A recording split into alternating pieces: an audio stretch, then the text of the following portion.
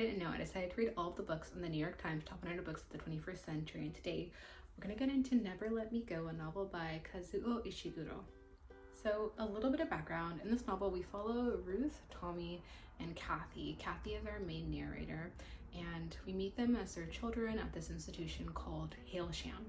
And so this novel does some really intentional tension building, because it's not until the first third of the novel, so we meet these children, we're in their minds, we're getting to know them, and it's not until the first third of the novel that we realize that they're not actually human, they're actually clones. Their only purpose is to be vital organ donors to humans. And so they are taking art classes, they're learning arithmetic, they are going through puberty and adolescence, and there's no real way to differentiate, at least from the reader's perspective, from any other human. And so when I realized this about a third of the way through, it felt like a punch to my stomach, because I realized that these characters are not going to have long lives, not going to be able to dream or to reach their hopes or goals, because their only purpose is to give their organs away to humans. And so a few themes that are explored here. I would say the first that comes to mind is innocence and the idea of protecting. So the guardians at Hailsham, the teachers, the ones who raise these clones,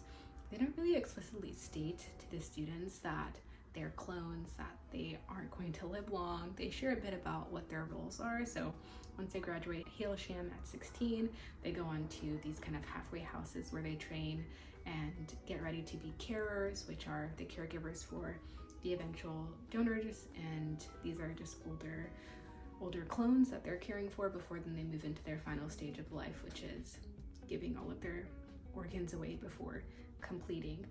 And so it isn't explicitly stated while they're students that this would be their eventuality, but they also aren't encouraged to dream. The theme I think that's really explored here is humanity. So what makes someone human if it's not the ability to create beautiful art or to sing or to dance?